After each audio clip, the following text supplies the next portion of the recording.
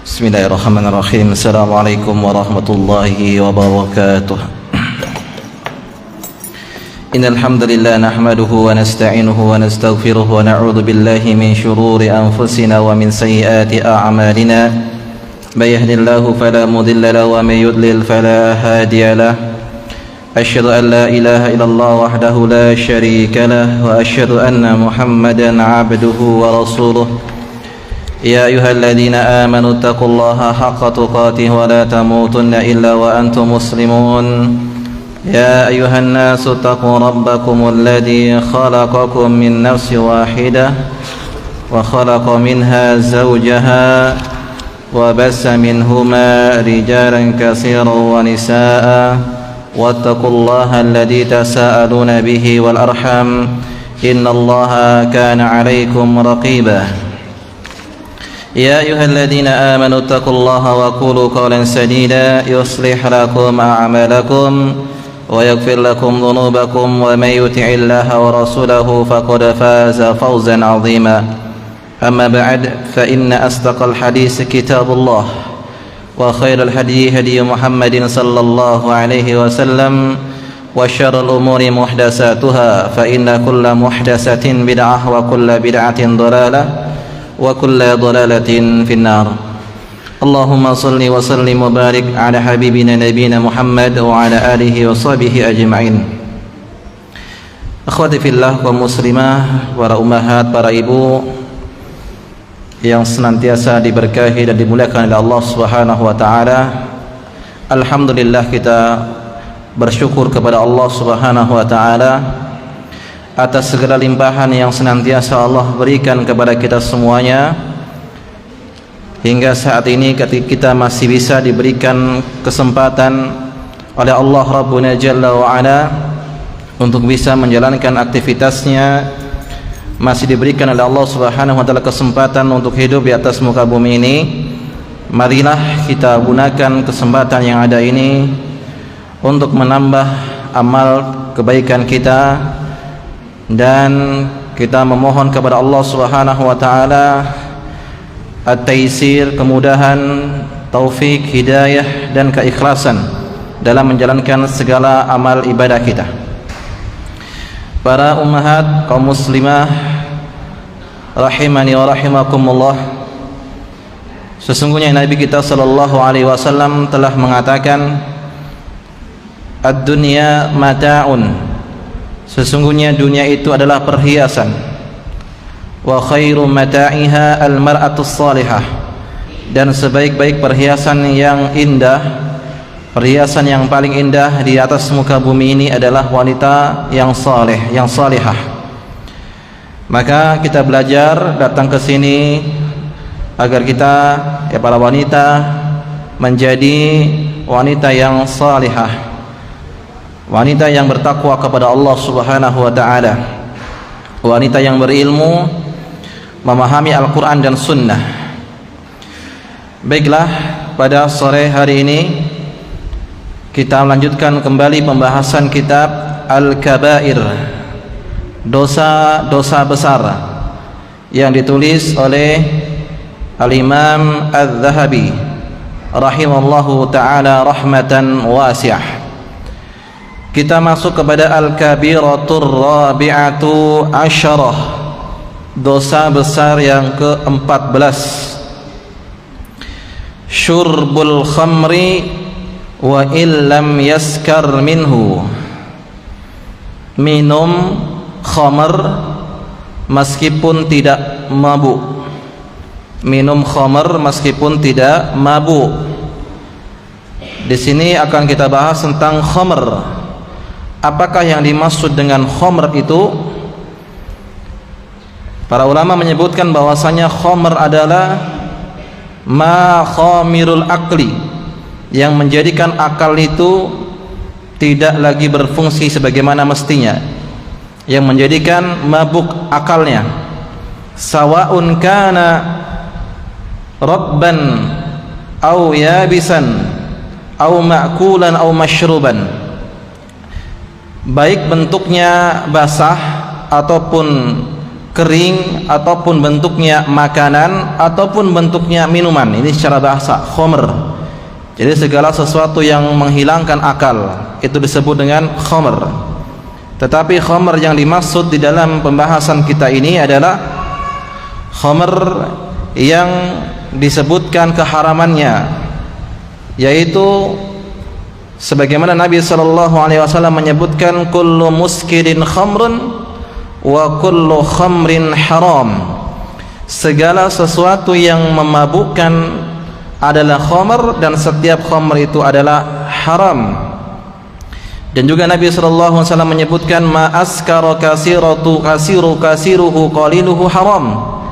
Apabila banyaknya itu menjadikan dia mabuk, maka sedikitnya pun itu menjadikan itu adalah haram. Ini khamr, yaitu bisa jadi minuman, bisa jadi dengan serbuk, sebagaimana tersebar di masyarakat, ya narkoba, sabu-sabu, itu termasuk khamr.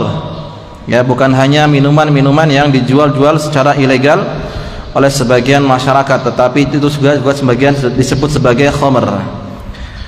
Ma'asal muslimah rahimani wa rahimakumullah, kita diperintahkan oleh Allah Subhanahu wa taala untuk senantiasa meninggalkan semua dosa. Dosa yang besar ataupun dosa yang kecil, yang banyak ataupun yang sedikit, yang nampak ataupun yang tersembunyi. Seorang muslim, seorang muslimah berjalan di atas muka bumi ini layaknya ia berjalan di tengah-tengah yaitu duri-duri yang ada. Dia akan berhati-hati ketika dia berjalan, jangan sampai kakinya tertusuk dengan juri, jangan sampai kakinya tertusuk oleh duri. Demikian pula kiranya keadaan seorang muslimah berjalan di atas muka bumi ini berhati-hati, jangan sampai dia terjatuh ke dalam dosa terlebih lagi dosa-dosa besar. Dan Allah Subhanahu wa taala perintahkan wadaru zahiral ismi wa batinah innal ladzina yaksibunal isma sayujzauna bima kanu yaqtarifun. Tinggalkan semua dosa yang besar ataupun yang kecil, yang nampak ataupun yang tersembunyi. Sesungguhnya orang-orang yang melakukan dosa maka kelak akan dibalas sesuai dengan apa yang dia kerjakan. Dan di antara dosa besar ma'asal muslimah adalah minuman khamr. Dan ini terjadi, meminum khamr itu bukan hanya lagi dilakukan oleh orang-orang laki-laki, bukan kalangan laki-laki saja, bukan dikerjakan oleh pria dewasa saja. Ternyata minuman khamr atau minuman keras itu juga dilakukan dan diminum oleh sebagian kalangan wanita, ibu-ibu. Pernah saya melihat di sebuah media sosial di acara kemerdekaan, ya, sebagian ibu-ibu mereka minum minuman keras, kemudian berjoget, kemudian disaksikan oleh anak-anaknya. Na'udzubillah, ini perbuatan yang sangat mengiris-iris hati bagi generasi kaum muslimin.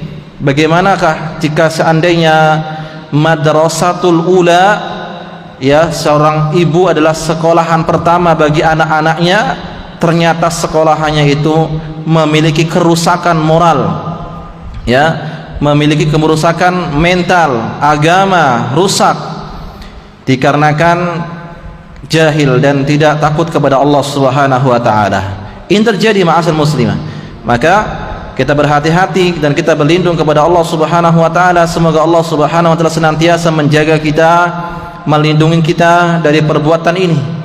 Terkadang sebagian kaum muslimin ketika ia ingin lari dari masalah, sebuah masalah, maka terkadang ia ceburkan dirinya untuk menghilangkan kegalauannya dengan minuman keras.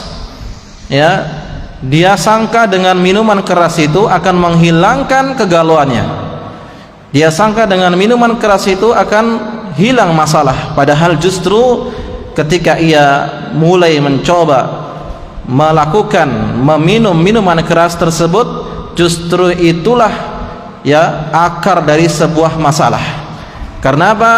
Nabi SAW menyebutkan al-khamru ummul khaba'is. Khamr, minuman keras, adalah induk dari segala kerusakan. Ya, seorang bisa saja membunuh seorang itu bisa saja berzina, seorang itu bisa saja mencuri, dikarenakan dia sudah hilang akalnya dikarenakan mabuk. Maka ini perlu kita pelajari tentang bahaya dan besarnya dosa meminum minuman keras. Baik, Allah Subhanahu wa taala menyebutkan dalam Al-Qur'an di dalam surat Al-Baqarah ayat yang ke-219, yas'alunaka 'anil khamri wal maisir. Mereka bertanya kepadamu wahai Muhammad tentang khamr dan maisir. Khamr minuman keras yang memabukkan, maisir adalah perjudian. Qul fihima ismun kabirun. Katakanlah wahai Muhammad bahwasanya di dalam khamr dan perjudian itu ada dosa yang besar. Wa manafi'un linnas, dan juga ada manfaat untuk manusia. Wa ismuhuma akbaru min naf'ihima, sementara dosanya itu jauh lebih besar daripada manfaatnya. Ini ayat yang bercerita tentang larangan khamr. Ketahuilah para muslimah bahwa dahulu para sahabat sebelum Islam datang, mereka orang-orang jahiliyah, khususnya orang-orang musyrikin di kota Mekah, itu sangat cinta sekali, sangat hobi sekali dengan yang namanya minuman keras, khususnya yang difermentasi dari anggur atau benda-benda yang lain. Dan mereka jadikan minuman keras itu sebagai minuman harian dan kebanggaan mereka. Ketika mereka telah berhasil melakukan sesuatu, mereka akan berpesta minuman keras, dan mereka hadiahkan terkadang minuman keras tersebut untuk tamu-tamu istimewa. Jadi minuman keras bagi mereka orang-orang jahiliyah terdahulu itu seperti air putih. Di rumah-rumah mereka simpan di gentong-gentong yang besar, mereka hadiahkan untuk para tamu, dan seterusnya. Ini mereka lakukan. Mereka sudah mendarah daging kecintaannya terhadap khamr. Tetapi lihatlah keimanan para sahabat dalam menerima wahyu dan perintah Allah Subhanahu wa taala. Nah, oleh karena itu turunnya larangan khamr itu tadarruj, bertahap. Yang pertama, mereka bertanya tentang khamr, maka Rasul mengatakan, katakanlah Muhammad kepada mereka bahwasanya khamr itu adalah perbuatan dosa. Keduanya ada manfaat, tetapi dosanya jauh lebih besar. Kemudian ayat yang berikutnya Allah katakan, ya ayyuhalladzina amanu, wahai orang-orang beriman, janganlah kamu salat wa antum sukara, dan kalian dalam keadaan mabuk. Jadi sebagian mereka para sahabat masih minuman keras, kemudian mereka juga terkadang salat. Maka turunlah firman Allah Subhanahu wa taala, janganlah kamu salat dalam keadaan mabuk. Sampai turunlah firman Allah Subhanahu wa taala di dalam surat Al-Maidah ayat ke-90 sampai 91. Allah katakan, ya ayyuhalladzina amanu innamal khamru wal maisiru wal ansabu wal azlam rijzun min amali syaitan fajtanibuhu la'allakum tuflihun. Wahai orang-orang yang beriman, dipanggil orang-orang beriman, sesungguhnya khamr wal maisir perjudian, wal ansab penyembahan kepada berhala, wal azlam mengundi nasib dengan anak panah, rijzun adalah perbuatan yang najis, min amali syaitan termasuk perbuatan syaitan, fajtanibuh tinggalkanlah semua itu, la'allakum tuflihun mudah-mudahan kalian termasuk orang yang mendapatkan keberuntungan.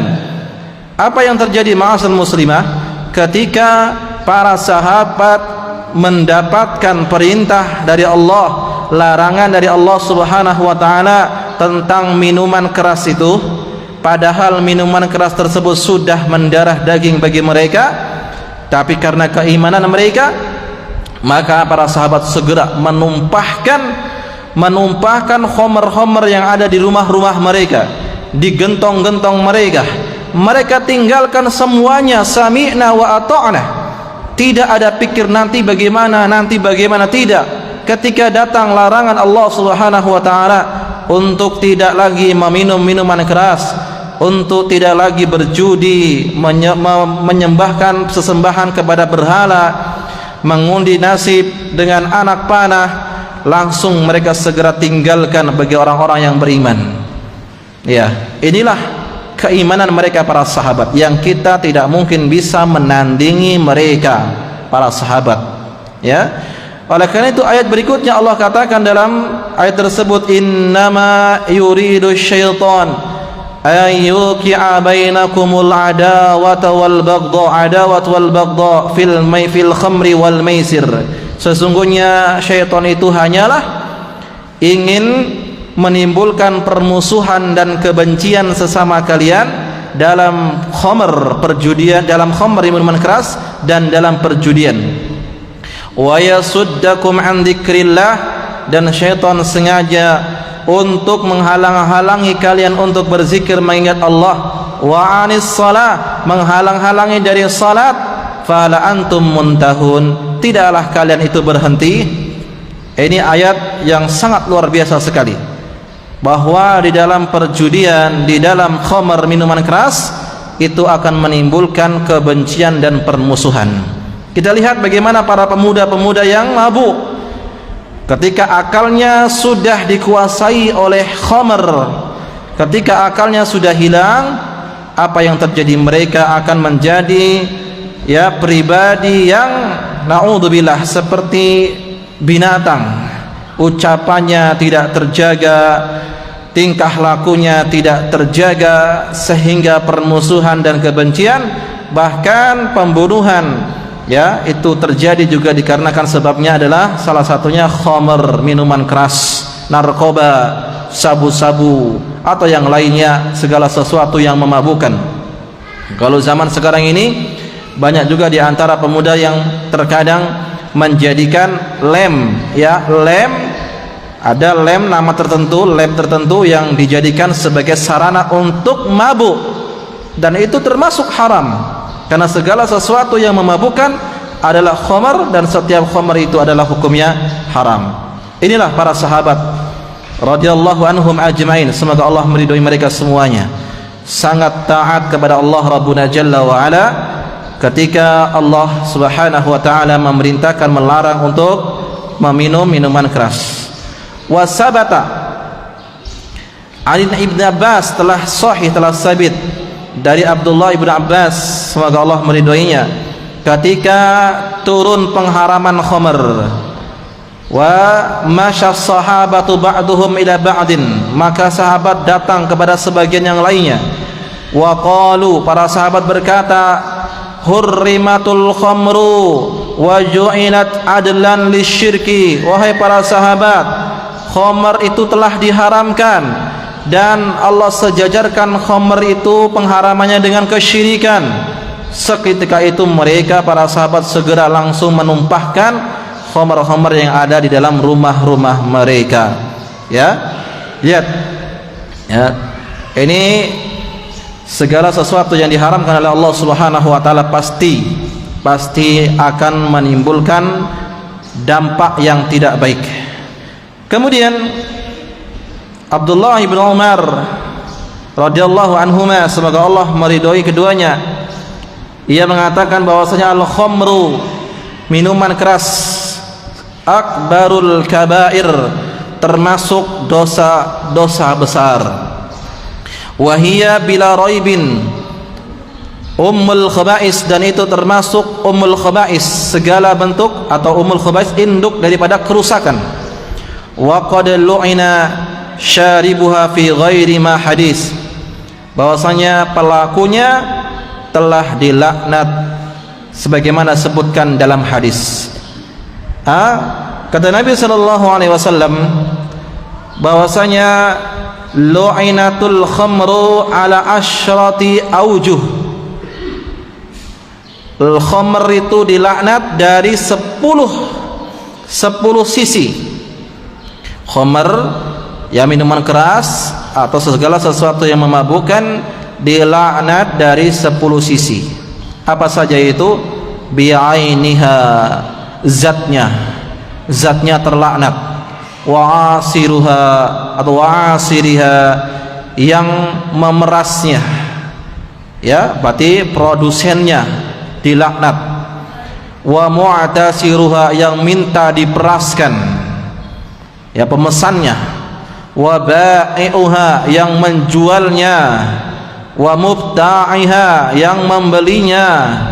Wa hamiliha, yang membawanya.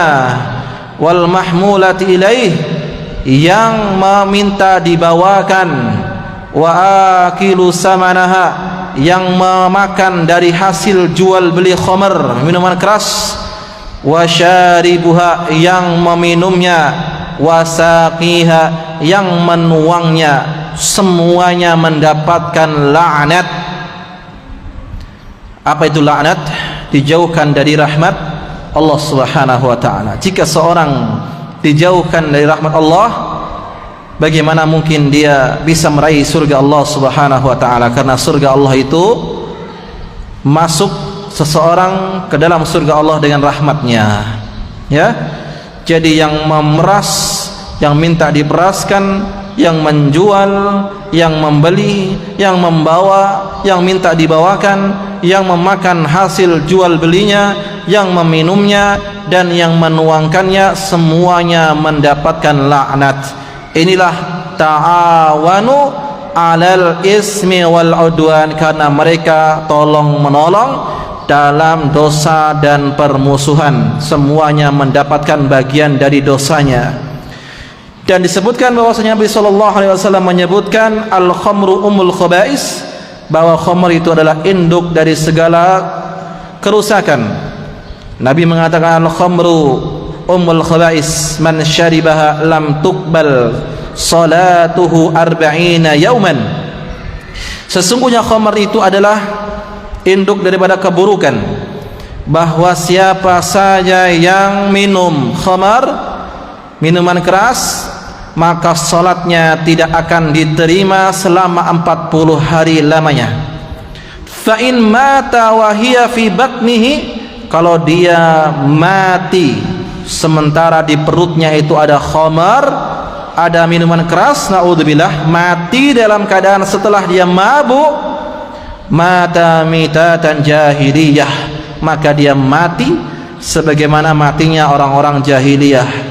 Karena orang jahiliyah dahulu sangat hobi, sangat gemar untuk minum minuman keras, ya. Naudzubillah min dzalik. Hadis ini dikeluarkan oleh Imam Tabrani dan disahihkan oleh Syekh Al-Albani rahimahullahu taala. Kemudian bahwasanya khamar itu termasuk dosa yang besar, ya. Fajtanibul khamra fa innaha wallahi la yajtami'ul iman wa idmanul khamri illa la yushiku an yukhrija ahaduhuma ma sahibahu. Dalam hadis yang dikeluarkan oleh Imam Nasai, kata Nabi sallallahu alaihi wasallam, jauhilah oleh kalian itu khamar, minuman keras. Demi Allah, tidak terkumpul dalam diri seseorang antara keimanan dan pecandu minuman keras, pecandu narkoba, pecandu sabu-sabu, ya, tidak akan terkumpul dalam diri seseorang antara iman dan kecanduan minuman keras, kecuali ditakutkan akan keluar dari salah satu keduanya. Kalau tidak imannya, maka dia harus lepaskan kecanduan tersebut, ya. Nah, kemudian juga Nabi sallallahu alaihi wasallam menyebutkan, man syariba al-khamra fajliduh, siapa yang minum minuman keras maka cambuklah dia, pukullah dia. Fa in ada fajlidu, kalau dia mengulang maka pukullah kembali. Fa in syaribaha fajlidu, kalau dia mengulang kembali maka cambuklah dia kembali. Fa in syaribaha rabi'ah faqtuluh, kalau dia itu minum lagi yang keempat maka bunuhlah. Tapi ingat, ini bukan berarti kita ketika ada orang yang langsung kecanduan khamr kita bunuh, karena jumhur para ulama mengatakan ya yang keempat ini tidak diamalkan, ya, sebagaimana Ibnu Hazm. Namun Ibnu Hazm mengatakan hadis yang keempat ini bahwasanya siapa yang mengulangi keempat maka dibunuh. Tapi para ulama, jumhur para ulama tidak. Ya, selama dia tidak menghalalkan. Kalau dia menghalalkan khamar itu halal, zina itu halal, salat tidak wajib, maka harus ditegakkan hujjah terlebih dahulu. Ya, setelah tegakkan hujjah, barulah nanti keputusan hakim yang akan memutuskan apakah dia dibunuh ataukah dia dihukum dengan hukuman yang lain. Kemudian ma'asal muslimah, para ummahat, para ibu, wa qala Amr bin Bil Haris, haddatsani Amr bin Shu'aib an abihi an Abdullah bin Amr, Rasulullah sallallahu alaihi wasallam mengatakan, man taraka as-salata sukran marratan wahidatan, siapa yang meninggalkan salat satu saja dikarenakan dia mabuk, ya, man taraka as-salata sukran marratan wahidah, siapa yang meninggalkan salat gara-gara dia mabuk, faka'annama kanat lahu dunya wa ma 'alaiha fasullibaha, seolah-olah dia memiliki dunia beserta isinya kemudian tiba-tiba dirampas. Apa artinya?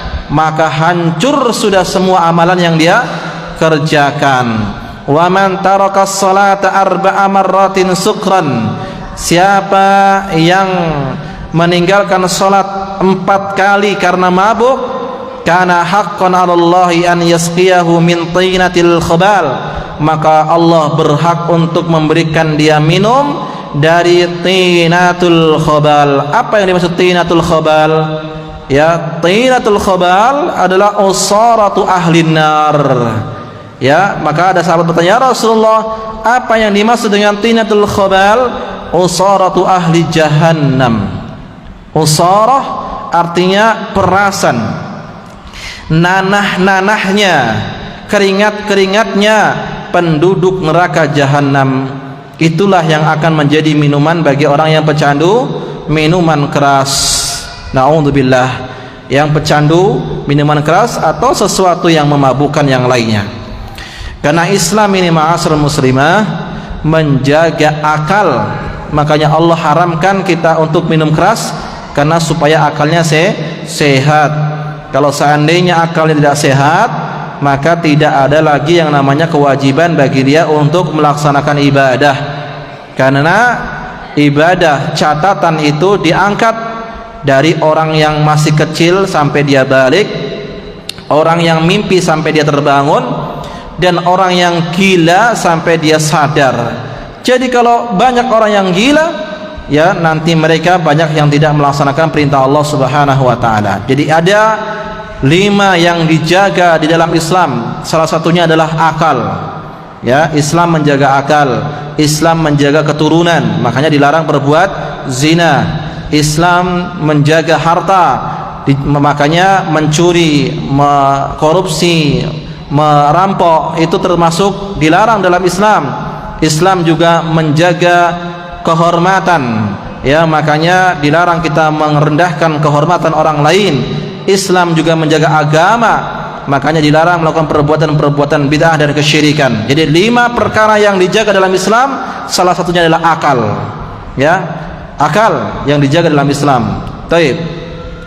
Kemudian dari Jabir, an Nabi sallallahu alaihi wasallam, Nabi mengatakan, inna 'alallahi ahdan, sesungguhnya Allah memiliki janji, liman yashrabul muskir, bagi siapa yang meminum minuman keras, an yaskiyahu min tinatil khabal, maka dia akan diminumkan dari perasan penduduk ahli jahannam. Ya, wa ma tinatul khabal, qala iraqu ahli nar, keringatnya penduduk api neraka, au qala, atau usaratu ahli nar, atau nanah-nanahnya penduduk ahli neraka. Ini hadisnya sahih, ya, hadisnya dikeluarkan oleh Imam Muslim.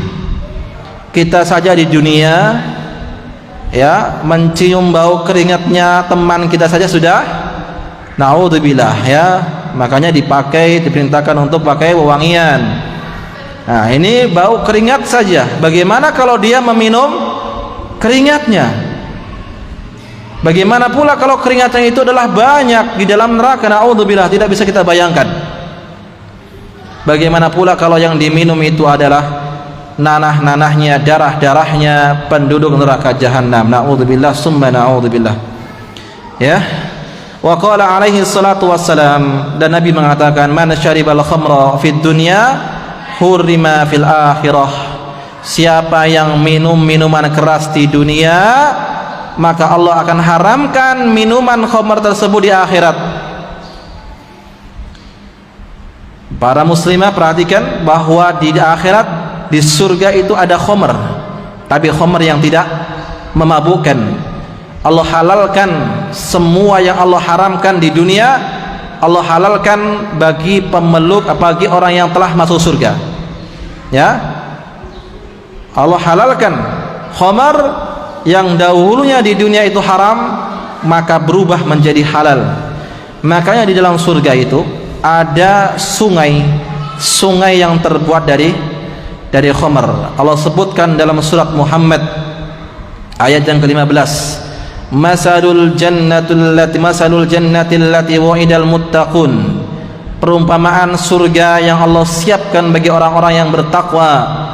Fiha anharum min ma'in ghairi asin.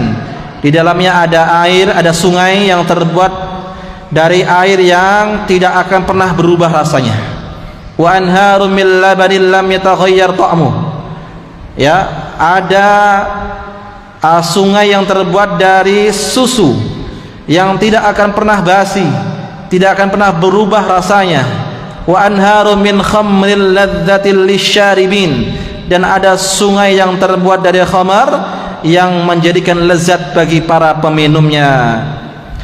Wa anharum min asalim musaffa, dan ada sungai yang terbuat dari madu. Ya, 4 sifat sungai yang disebutkan oleh Allah Subhanahu wa taala dalam Al-Qur'an.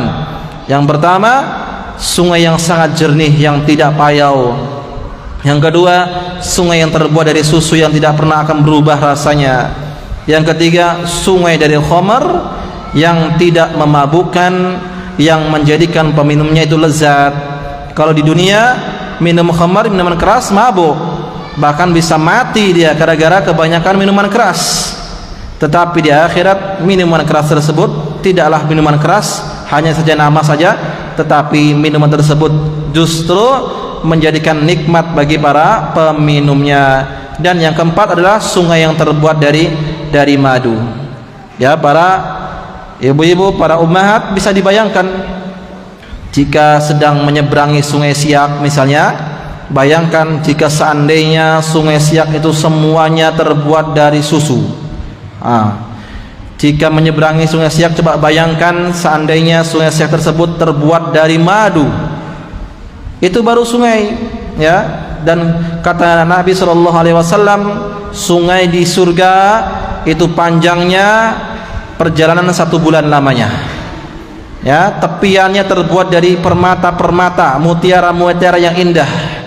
Kemudian bejananya itu sebanyak bintang-bintang di lautan, di langit, ya. Itulah kenikmatan surga. Dan kita memohon kepada Allah Subhanahu wa taala, semoga Allah Subhanahu wa taala memasukkan kita semuanya ke dalam surga Allah Rabbuna Jalla wa Ala, dan menjauhkan kita dari siksa api neraka. Allahumma amin.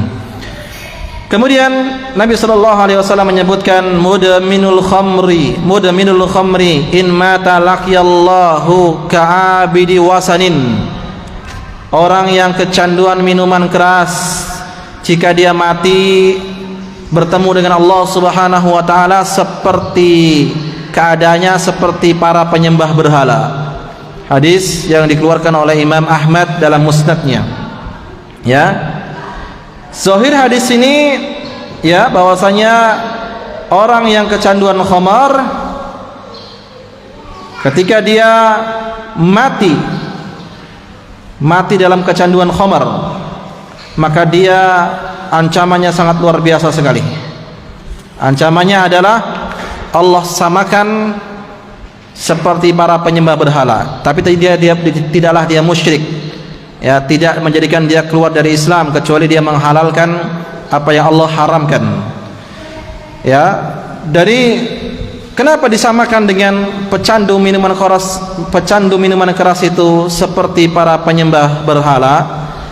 Yang pertama, karena serupa dari sisi bahwa Allah Subhanahu wa taala itu menggandengkan larangan khamr tadi dengan berhala. Apa kata Allah? Innamal khamru wal maisir wal ansabu wal azlamu rijzun min amali syaitan. Sesungguhnya khamr, minuman keras, perjudian, kemudian penyembahan terhadap berhala, kemudian mengundi nasib dengan anak panah, itu disamakan dalam satu ayat.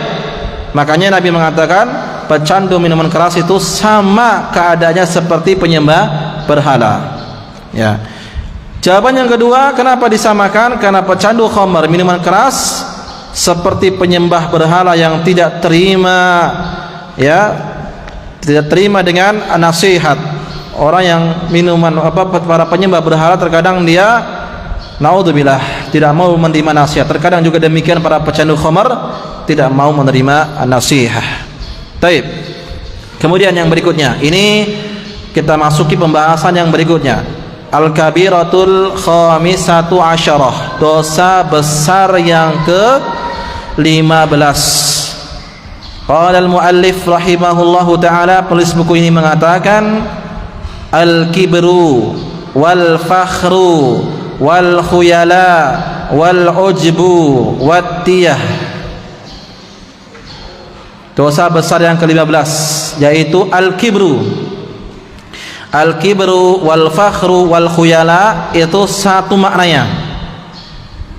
Al-kibru artinya adalah sombong, kesombongan. Wal fakhru juga demikian, angkuh, sombong. Wal khuyala juga sama artinya, khuyala artinya sombong. Wal ujbu artinya ujub, bangga diri. Watiyah juga sama demikian, ujub, bangga dengan dirinya. Para ibu-ibu, para kaum muslimah, para akhwat fillah, sesungguhnya manusia itu banyak kekurangan. Manusia bagaimanapun dia hebatnya lemah, bagaimanapun dia kuatnya dia lemah. Tidak ada yang berhak untuk sombong di atas muka bumi ini kecuali Allah Subhanahu wa taala. Kesombongan hanyalah milik Allah. Manusia tidak layak untuk sombong. Apa yang dia sombongkan? Ilmu. Di atas ilmu ada orang lagi yang berilmu. Dan jika Allah berkehendak, Allah akan jadikan dalam sekejap hilang semua ilmunya. Bisa saja, sangat mudah bagi Allah. Apalagi harta, kekayaan. Di atas orang yang kaya masih ada kaya yang kaya lagi. Dan jika Allah berkehendak, Allah akan jadikan seluruh hartanya habis dalam waktu sekejap. Pangkat, kedudukan, jabatan tidak selamanya. Jika Allah berkehendak, Allah akan jadikan langsung dia hilang jabatannya. Ketampanan, kecantikan, jika Allah berkehendak, Allah akan hilangkan ketampanannya dalam sekejap saja. Semuanya itu mudah bagi Allah Rabbuna Jalla wa'ala. Apa yang kita punya, semua ada titipan Allah. Harta yang kita punya, kendaraan yang kita punya, anak yang kita punya, jabatan yang kita punya, semua itu adalah sementara. Semua adalah milik Allah Rabbuna Jalla wa'ala. Apa yang kita sombongkan? Maka kesombongan itu adalah milik Allah Rabbuna Jalla wa'ala. Maka kita tidak boleh sombong sama sekali. Dan sombong termasuk dosa besar, dosa yang akan menghancurkan pelakunya di dunia dan di akhirat. Bahkan dosa pertama kali yang terjadi di langit adalah kesombongan. Lihatlah iblis. Kenapa Allah Subhanahu wa taala mengutuk iblis? Dirubah rupanya, wajahnya, dikutuk dia hidup selama-lamanya di dunia, dan juga dikutuk dia sebagai penghuni neraka, dibakar bersama para pelaku maksiat. Kenapa? Karena iblis memiliki satu dosa yang besar, yaitu sombong. ketika Allah Subhanahu wa taala ciptakan Adam alaihi salam, maka iblis yang dahulunya yang pertama kali yang termasuk orang yang atau makhluk yang awal-awal diciptakan, iblis merasa dirinya lebih baik daripada Adam. Ketika Allah perintahkan dia sujud, malaikat perintahkan untuk sujud, fasajadal malaikah, para malaikat pun sujud, illa iblis, kecuali iblis. Aba wastakbar, dia tidak mau sujud dan dia sombong. Nah, dosa yang terjadi di langit yang pertama kali adalah sombong yang dilakukan oleh iblis laknatullah alaih. Ya, ketika iblis mengatakan khalaqtahu min tin wa khalaqtani minan nar, engkau ciptakan dia Adam itu dengan tanah dan engkau ciptakan aku dengan api. Maka iblis mengatakan aku lebih baik daripada Adam. Ketika seseorang menyangka dirinya lebih baik daripada yang lain, maka itulah sifat daripada kesombongan. Dan sombong itulah yang pertama kali, dosa yang pertama kali di langit. Dan sombong pula lah yang dosa pertama kali di muka bumi ini, yang terjadi pada Qabil dan Habil. Ketika Allah Subhanahu wa taala perintahkan ya kepada Qabil dan Habil untuk berkurban, ternyata Allah Subhanahu wa taala hanya menerima ibadah kurban yang dilakukan oleh Habil, dan Qabil merasa sombong bahwasanya kurbannya lebih baik dan tidak terima dengan keputusan tersebut, sehingga Qabil membunuh Habil. Dan dosa yang pertama kali, pertumpahan darah pertama kali yang dilakukan oleh Qabil kepada Habil, ini karena apa? Karena kesombongan. Maka ma'asal muslimah, para ummahat, marilah kita menjadi orang-orang yang tawadhu', orang-orang yang rendah hatinya.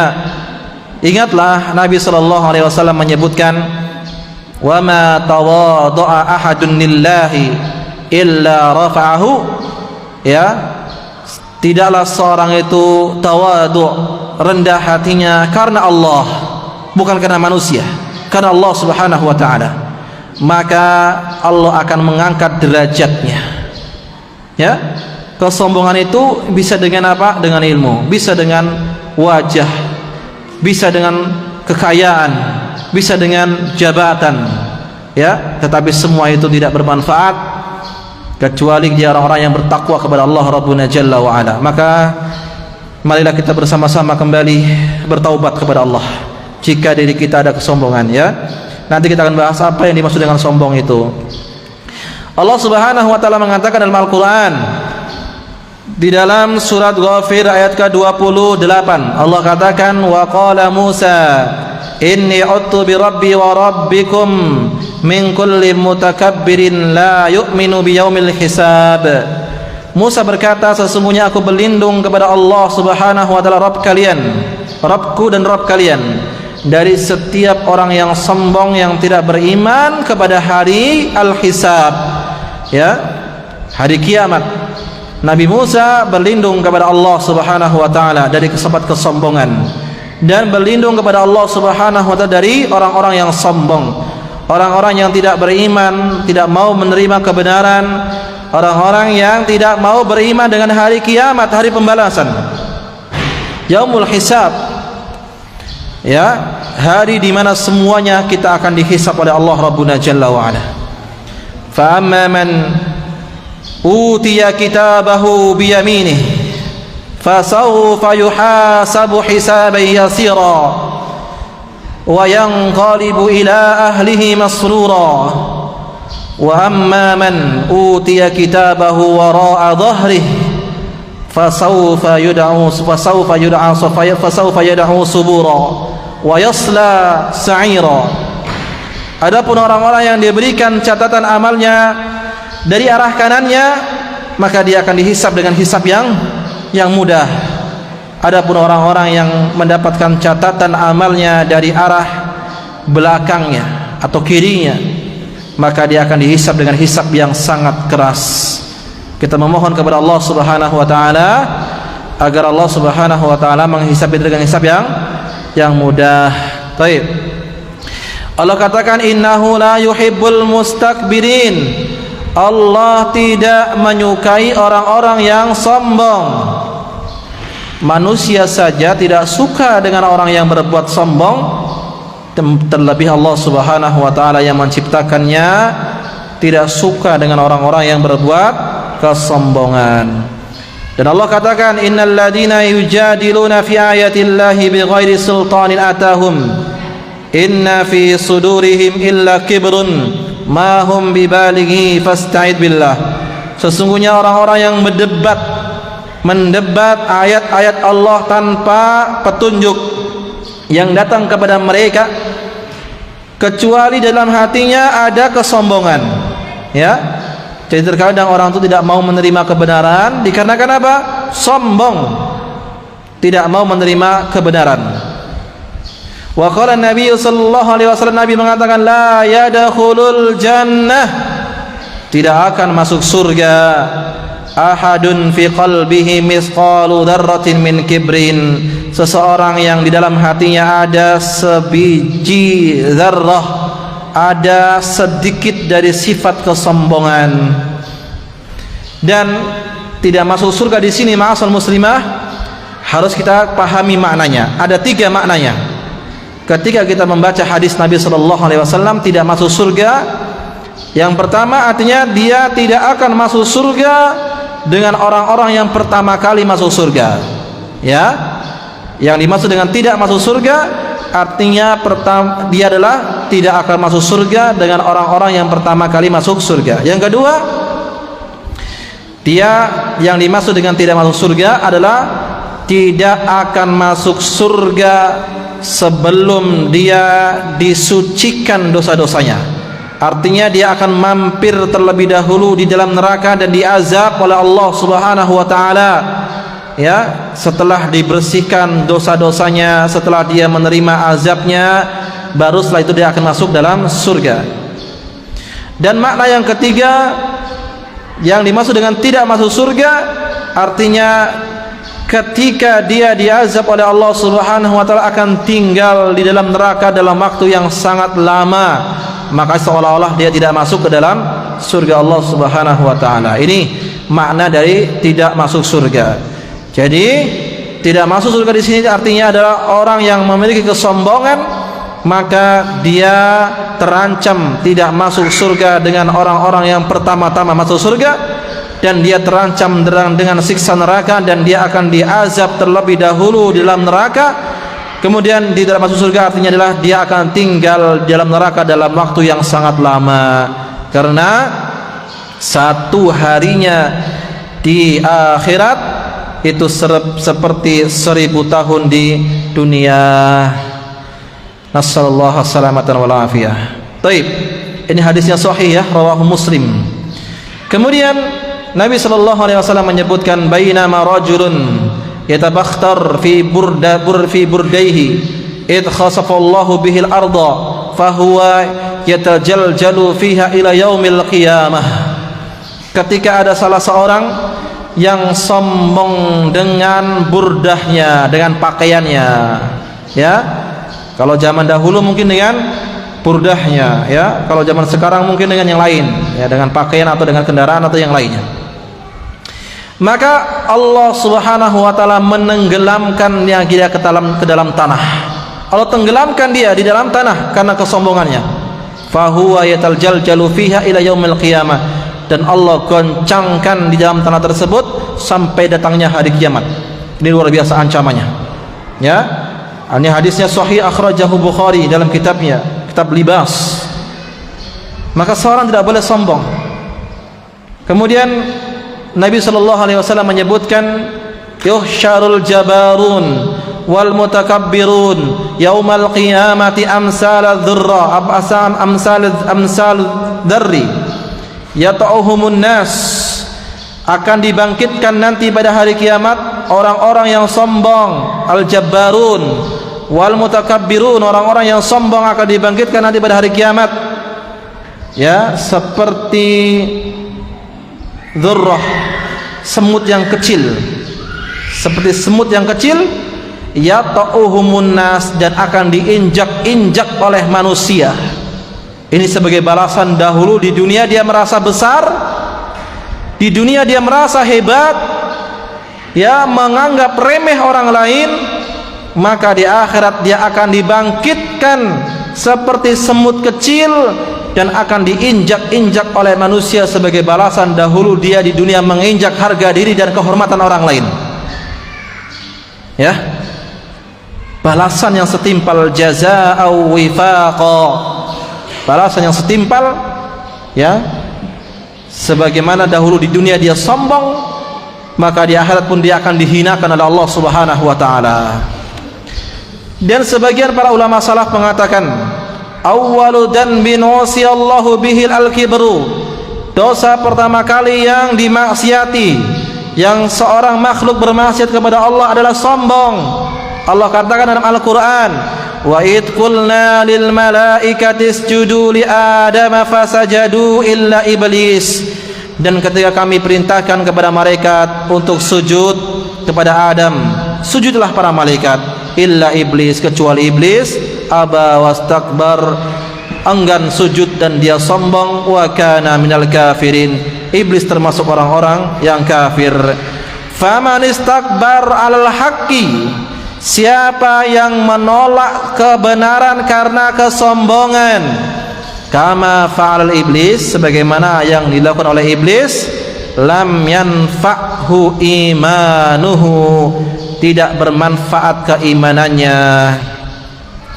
Kita lihat ma'asyiral muslimah, betapa banyak saat ini orang yang menolak kebenaran, betapa banyak orang yang menolak hadis Nabi sallallahu alaihi wasallam, betapa banyak juga orang yang menolak, ya, sunnah-sunnah Nabi, ayat-ayat Al-Quran, mereka tolak karena tidak sesuai dengan hawa nafsunya.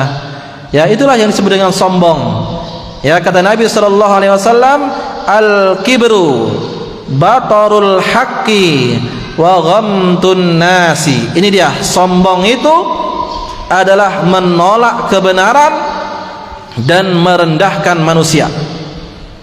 Ini hadisnya sebenarnya ada lanjutannya, ya. Dalam hadis yang dikeluarkan Imam Muslim, bahwasanya Nabi mengatakan tidak akan masuk surga orang yang dalam hatinya ada sifat kesombongan. Kemudian ada sahabat yang berkata, ya Rasulullah, ada seseorang yang suka dengan pakaian yang bagus, suka berpakaian yang bagus, sendal yang bagus. Maka Nabi SAW mengatakan, itu bukan kesombongan, ya, justru, ya, innallaha jamilun yuhibbul jamal, Allah itu maha indah, suka dengan keindahan. Jadi seorang muslim dan muslimah bukan memaknai sombong itu tidak boleh berpakaian yang bagus, ya. Kalau ada yang orang yang berpakaian bagus, oh ini sombong, tidak. Justru Allah suka dengan yang namanya keindahan. Jangan dikira orang muslim itu harus pakaiannya compang-camping, kusut, ya, tidak. Islam terhormat, Islam memiliki keindahan, Islam memiliki kemuliaan, dan orang-orang yang masuk Islam juga memiliki kemuliaan. Oleh karena itu para wanita juga memiliki kemuliaan, makanya ditutup rapat, ditutup auratnya. Kalau kita melihat ada teman kita berpakaian yang bagus, jangan langsung suudzon kepadanya, oh dia sombong, pamer baju, pamer pakaian. Tidak, justru Allah, Nabi mengatakan, innallaha jamil yuhibbul jamal, Allah itu maha indah, menyukai keindahan. Tapi kembali kepada niat. Kalau dia niatnya berpakaian bagus untuk pamer, untuk sombong, ya kembali innamal a'malu bin niyah. Tetapi jangan kita suudzon kepada mereka, orang-orang yang berpakaian bagus, sendal yang bagus, tidak. Tapi kata Nabi SAW, sombong itu bagaimana? Sombong itu batarul haqqi wa ghamtun nas, menolak kebenaran dan merendahkan manusia. Itu sombong yang sebenarnya, ya. Al-kibru batarul haqq wa ghamtun nas. Dan Allah Subhanahu wa taala mengatakan, innallaha la yuhibbu kulla mukhtalin fakhur, sesungguhnya Allah tidak menyukai orang-orang yang mukhtal, sombong dengan cara jalan, fakhur, sombong dengan ucapannya. Dari jalannya sudah belagak, sudah sombong. Dari ucapannya sudah sombong, dan Allah tidak menyukai. Dan saya katakan tadi bahwasanya kesombongan itu adalah milik Allah Rabbuna Jalla wa Ala. Dalam hadis yang dikeluarkan Imam Muslim, Nabi mengatakan, Allah berfirman, ini hadis kursi, al-'azamatu izari, kemuliaan itu adalah sarungku, wal kibriya'u ridai, dan kesombongan itu adalah selendangku. Ya, faman naza'ani fihi ma alqaituhu finnar, siapa yang berani mengambil salah satu di antara kedua itu, al-'azamah wal kibriya, kemuliaan, keagungan dan kesombongan, siapa yang berani menyamai, ya, berarti siapa yang berani mengambil sifat-sifat ini, merasa dirinya besar, merasa dirinya mulia, lebih baik daripada yang lain, kata Allah Subhanahu wa taala, qadaftuhu finnar, alqaituhu finnar, aku akan masukkan dia ke dalam neraka. Wal'iyadu billah. Jadi sombong ini, ma'asyiral muslimah, bukan dosa yang ringan, dosa yang besar. Ya, terkadang seorang itu memiliki jabatan sehingga dia merendahkan yang di bawah. Terkadang seorang itu memiliki ilmu sehingga dia merendahkan orang yang jahil. Terkadang seorang itu memiliki kekayaan sehingga dia merendahkan orang yang tidak memiliki apa-apa. Maka jangan kita berlaku sombong, merendahkan orang lain dan menolak kebenaran. Taib. Nabi SAW mengatakan, ikhtasamatil jannatu wan nar ila rabbihima, surga dan neraka keduanya berdebat, ya, ihtasamatil jannatu wan nar, berdebat, berbicara kepada Allah Subhanahu wa taala. Faqalat al jannah, surga berkata, ya Rabbi, mali yadkhuluni du'afa'un nasi wa suqatuhum, ya Allah, ya Rabbi, wahai Tuhanku, kenapa yang masuk ke dalam surga, ke dalam diriku itu orang-orang lemah dari kalangan manusia dan orang-orang miskin. Hadis ini menunjukkan bahwasanya kebanyakan penghuni surga itu adalah orang-orang lemah, orang-orang miskin. Ya, ini tidak menghina orang kaya, tidak ya. Tapi hadis menyebutkan bahkan orang-orang fakir, orang miskin akan jauh lebih dahulu masuk surga daripada orang-orang yang kaya. Karena orang-orang kaya hisabnya besar, sementara orang-orang fakir ringan hisabnya karena hartanya sedikit. Maka perhatikan, ketika surga berkata kepada Allah Subhanahu wa taala, sesungguhnya yang masuk ke dalam diriku dalam surga adalah orang-orang yang lemah. Wa qalatin nar, dan neraka berkata, usirtu bil jabbarina wal mutakabbirin, neraka itu diutamakan bagi orang-orang yang jabbar, orang-orang yang sombong dan orang-orang yang memiliki kesombongan. Baik. Dan Allah katakan dalam Al-Qur'an, tilkad darul akhirah naj'aluha lil ladina la yuriduna uluwan fil ardi wala fasada, sesungguhnya itulah negeri akhirat, surga Allah Subhanahu wa taala, kami jadikan untuk orang-orang yang tidak menginginkan ketinggian di atas muka bumi ini dan tidak menginginkan kerusakan. Ya, berarti ma'asal muslimah, orang-orang yang merasa tinggi, ya, dengan apapun dia caranya, adalah orang-orang sombong. Allah katakan, wala tusa'ir khaddaka lin-nasi wala tamshi fil ardi maraha, jangan palingkan wajahmu, ya, kepada manusia, wala tamshi fil ardi maraha, jangan berjalan di atas muka bumi ini dengan sombong. Innallaha la yuhibbu kulla mukhtalin fakhur, Allah tidak suka dengan orang-orang yang mukhtal, orang yang gaya bicara, orang yang gaya dan orang yang sombong dengan ucapan ataupun sombong dengan yang lainnya, ya. Baik. Allah katakan, jangan kamu palingkan wajahmu kepada manusia. Naudzubillah, biasa terjadi ini kepada seseorang yang memiliki sifat kesombongan, atau terjadi misalnya ada cekcok dengan kawannya, tidak mau tegur sapa, tidak mau lagi menyapa, padahal hakul muslim alal muslim sittun, hak seorang muslim kepada muslim yang lainnya ada 6. Fa idza laqitahu fasallam alaihi, kalau kau bertemu dengannya ucapkan salam, ya, ucapkan salam.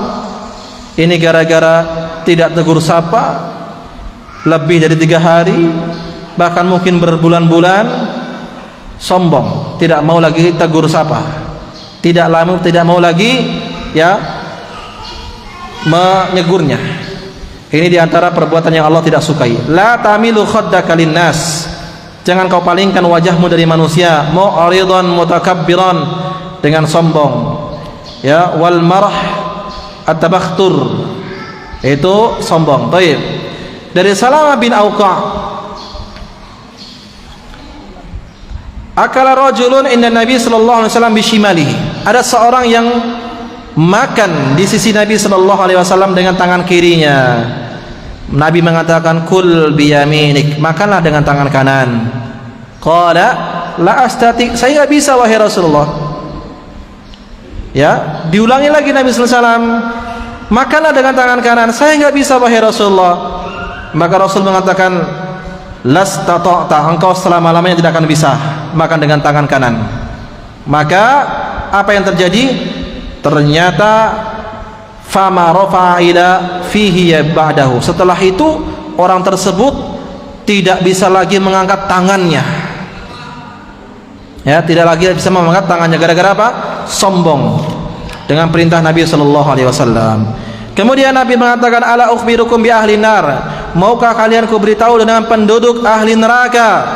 Kata Nabi sallallahu alaihi wasallam, kullu utulin jawadin mustakbirin, setiap orang yang omongannya kasar. Jawad artinya adalah orang yang kikir, pelit. Mustakbir, dan orang yang sombong. Ya, inilah penduduk neraka, naudzubillah. Kemudian Umar bin Yunus al-Yamami menceritakan dari ayahnya, dari Ikrimah bin Khalid, annahu laqiya Ibnu Umar, dia pernah bertemu dengan Abdullah bin Umar. Abdullah bin Umar berkata, mendengar Nabi sallallahu alaihi wasallam bersabda, ma min rajulin yakhtalu fi masyiati wa yata'adamu fi nafsihi illa laqiyallahu wa huwa alaihi ghadban.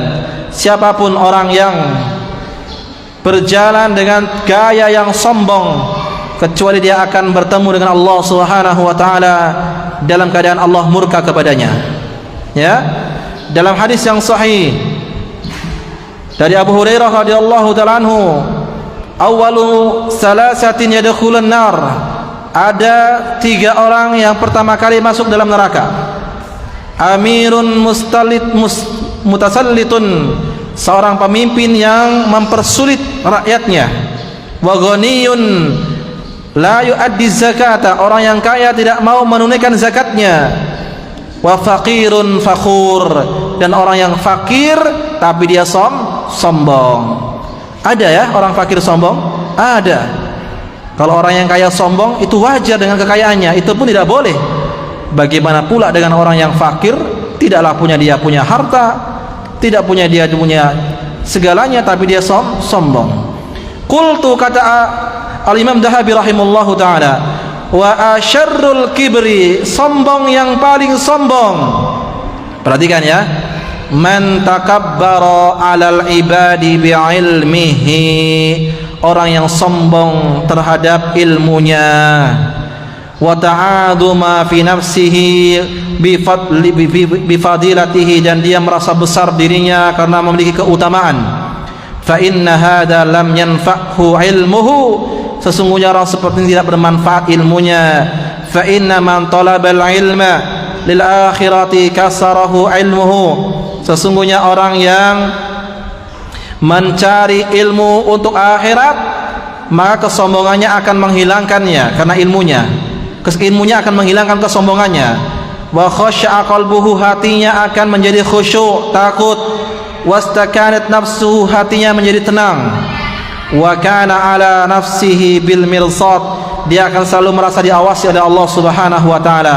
Falam yaftir anha, dan dia tidak akan pernah fala yaftur, tidak akan pernah letih menuntut ilmu agama. Bal yuhasabuha kulla waqtin, dan dia akan terus muhasabah, introspeksi dirinya setiap waktu. Fa inna ghafala anha jamahat an tariqil mustaqimi wa ahlakathu.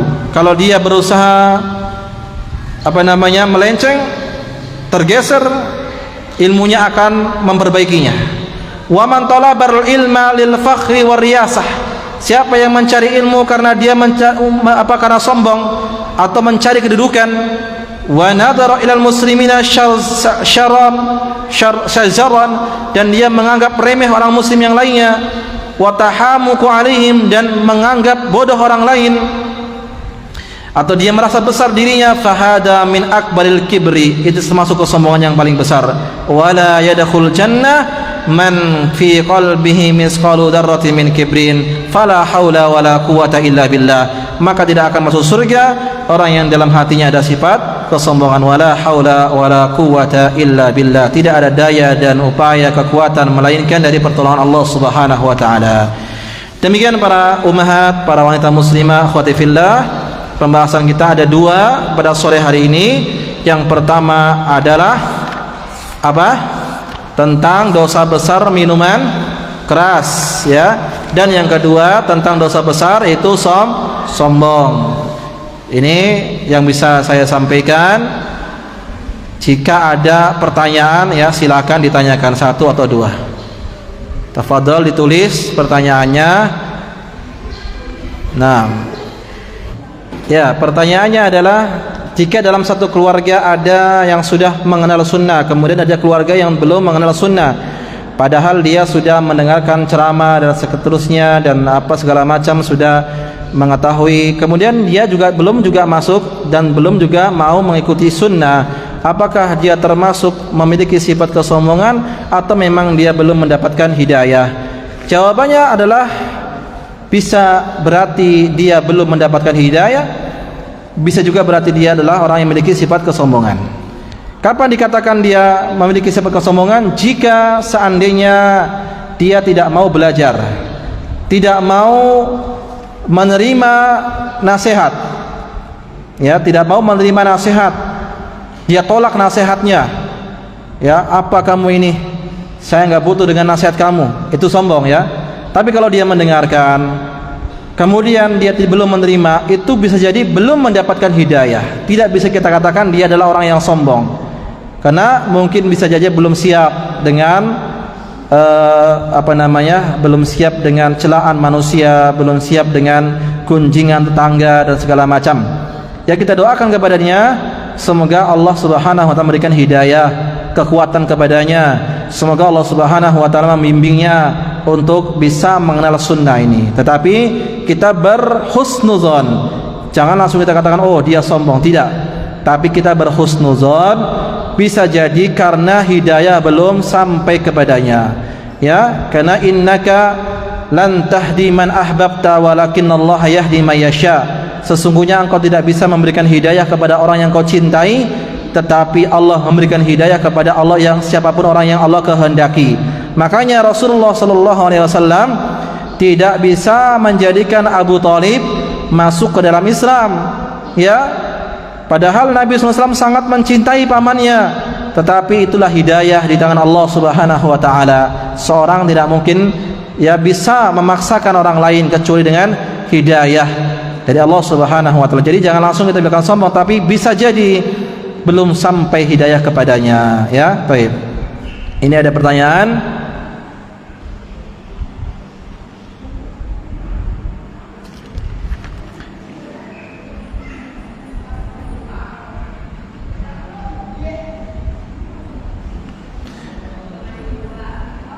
Di zaman sekarang ada istilah afirmasi positif dengan tujuan agar lebih semangat dan percaya diri serta berhusnuzon kepada Allah. Contoh, bismillah, aku nekat, aku kuat, aku sehat, dan lain-lain. Apa kalimat ini termasuk kesombongan? wallahu taala alam, mungkin bisa jadi ini adalah termasuk bentuk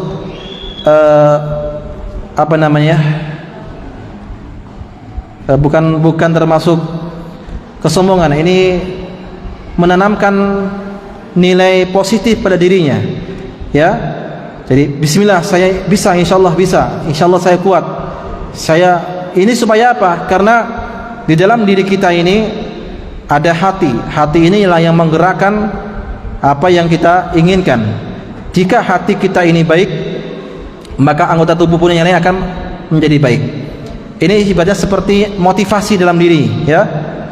Motivasi supaya bisa, supaya kuat, supaya sehat. Tapi kalau aku orang yang hebat, itu ya sombong. Tapi kalau sekedar motivasi saja supaya dia bisa, ya mungkin ada seorang yang butuh motivasi, kamu bisa, ya, kamu itu bisa berbicara di depan orang banyak, bismillah, ya, maka itu termasuk kalimat yang baik, positif, ya. Tapi kalau tujuannya dia aku hebat, merasa aku hebat ini, merasa dirinya lebih baik daripada yang lain, tentulah ini disebut dengan apa?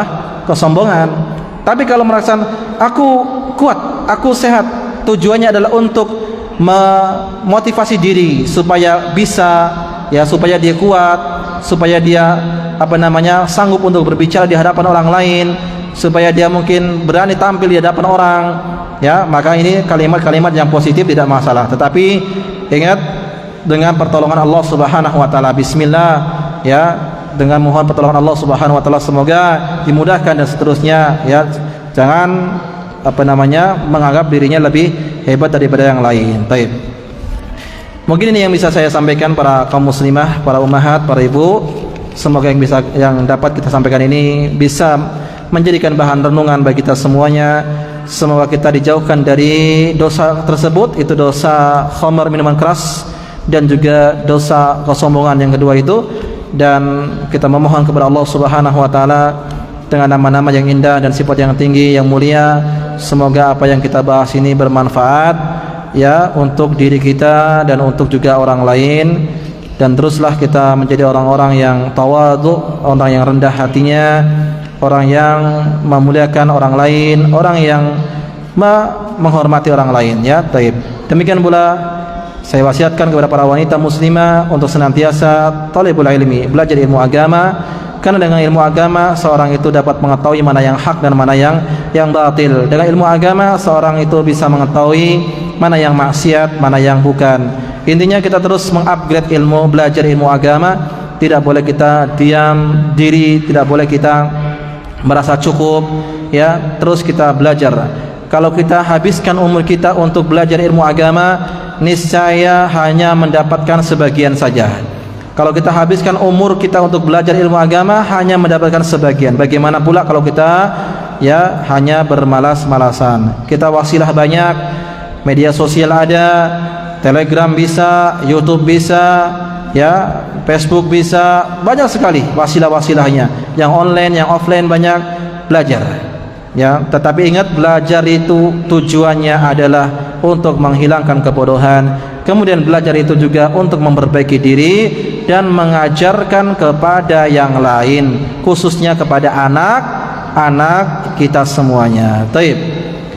Demikian yang saya sampaikan, kurang lebihnya saya mohon maaf. Wa sallallahu wasallam wa baraka ala abdihi wa rasulih Muhammad sallallahu alaihi wasallam wa ala alihi wa sahbihi ajmain wa akhir da'wana alhamdulillahi rabbil alamin.